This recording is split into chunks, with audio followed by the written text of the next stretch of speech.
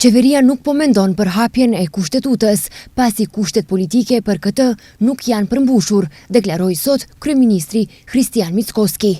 Duke ju përgjigjur pyetjeve të gazetarëve pas tryezës së rumbullakët, vendosja e ankesës kushtetuese, Mickoski tha se gjykata kushtetuese ka shumë gjasa që tashmë po shqyrton se si do të duket në përgjithësi arkitektura e ligjit të posaçëm. Ai shprehu pritjen se së shpejti mund të ketë një dokument të gatshëm, i cili siç theksoi do të miratohet sapo të krijon kushtet politike.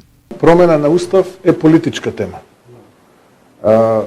koja što vo slučajov vključuje pravna tema. Lidhur me ligjin për gjykatën kushtetuese, ankesën kushtetuese, këtë dua të përmend se për këtë u pajtuam bashkë me kryetarin se në këtë vend ndryshimi i kushtetutës është një temë ndjeshme.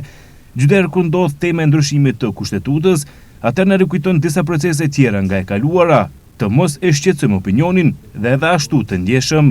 Ndërkohë kryetari i gjykatës kushtetuese Darko Konstantinovski, duke komentuar kërkesën për vendosjen e mekanizmit të badenter në gjykatën kushtetuese, tha se një mekanizëm i tillë mund të jetë i papërshtatshëm për politikën, por jo për organet gjyqësore.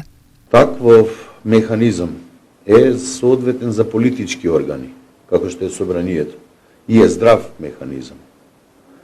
Međutim, vo institucija kako što je Ustavni sud, koja je čisto pravna institucija, voveduvanje na mehanizam može bi sum bil brutalen, ama sum kažal podobro je da se zatvori institucijata koliko da se vovede takov mehanizam.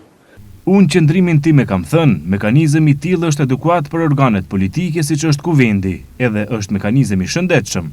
Megjithatë, në një institucion si gjykata kushtetuese, që është institucion i pastër juridik, vendosja e mekanizmit ndoshta kam qenë brutal, por kam thënë se është mirë të mbyllet institucioni sesa të vendoset mekanizëm i tillë. Pse? Sepse në atë rast nuk do të vendosin argumentet juridike dhe kushtetuese, do të vendosin argumentet e tjera. Ndërkohë, kreu i Aleancës për Shqiptarët, Arben Taravari, ka reaguar ashpër ndaj deklaratës së kryeministrit Kristian Mickoski, i cili tha se nuk ka kushte politike për ndryshimet kushtetuese.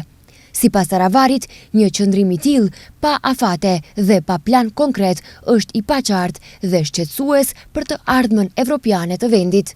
Taravari ngriti pyetjen nëse qeveria ka vendosur të mbyllë përfundimisht rrugën drejt Bashkimit Evropian. Ai bëri thirrje koalicionit Vlen që të reflektojë dhe të përballet me përgjegjësinë politike, duke rikujtuar premtimin për realizimin e ndryshimeve kushtetuese brenda 6 muajve. Në fund, ai bëri thirrje për unitet politik dhe shoqëror, duke theksuar se integrimi në Bashkimin Evropian nuk është opsion, por domosdoshmëri strategjike për shtetin dhe qytetarët.